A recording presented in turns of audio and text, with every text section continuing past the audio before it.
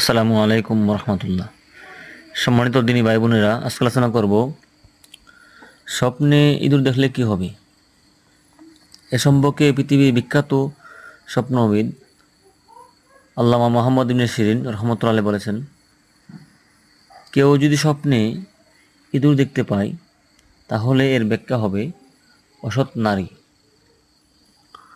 অর্থাৎ এই স্বপ্নকারী ব্যক্তি যদি মহিলা হয়ে থাকে তাহলে অসৎ নারী, এবং সে যদি পুরুষ হয়ে থাকে তাহলে অসৎ পুরুষ। কারণ নবী করিম সাল্লাল্লাহু আলাইহি ওয়াসাল্লাম এক হাদিসে এবং অপর হাদিসে চরিত্রহীনা বলে আখ্যায়িত করেছেন। হাদিসে ইঁদুরকে চরিত্রহীনা বলে আখ্যায়িত করেছেন, চরিত্রহীন বলে আখ্যায়িত করেছেন। সুতরাং কেউ যদি স্বপ্নে দেখে ইঁদুর তাহলে বুঝতে হবে সে চরিত্রহীন বা চরিত্রহীনা। এখন ইঁদুরের অনেক ব্যাখ্যা রয়েছে।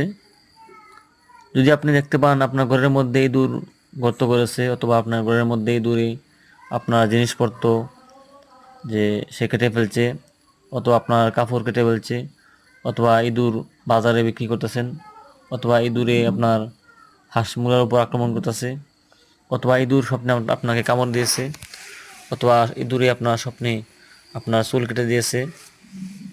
এদের সম্পর্কে আপনি স্বপ্নে যত ধরনের দেখবেন ওগুলার আলাদা আলাদা ব্যাখ্যা হবে।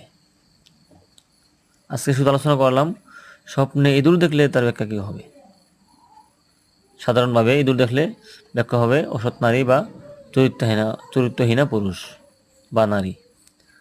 আর যদি ইঁদুর সম্পর্কে আপনি অন্যভাবে দেখেন তাহলে এটা যেই স্রোত দেখবেন, যেইভাবে ইঁদুরটা দেখবেন সেভাবে ব্যাখ্যা হবে।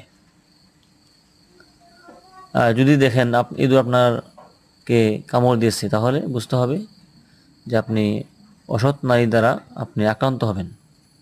অথবা তার কথার দ্বারা হোক, তার মুখের দ্বারা হোক, অথবা তার হাতের দ্বারা হোক। একটু বললাম কি, তাহলে যেইভাবে দেখেন ইঁদুর আপনার ক্ষতি করছে ঠিক ওইভাবে বাস্তবে এটার ব্যাখ্যা অবশ্যই হবে। এজন্য ইঁদুর দেখার ব্যাপারে আপনি যদি ইঁদুর নিয়ে স্বপ্নে দেখেন তাহলে এটার যেভাবে স্বপ্নে দেখবেন সেভাবে এটার ব্যাখ্যা নিতে হবে।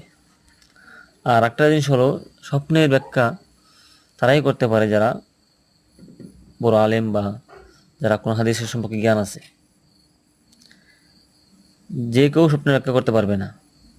স্বপ্নের ব্যাখ্যা করতে গেলে অবশ্যই তাকে কোরআন হাদিস সম্পর্কে জ্ঞান থাকতে হবে, আল্লাহ প্রদত্ত জ্ঞান থাকতে হবে। আর স্বপ্ন দেখলে আপনি অবশ্যই স্বপ্নটা, যারা স্বপ্নের তাবির করতে পারে, অর্থ করতে পারে, তাদের কাছে স্বপ্নটা বলবেন।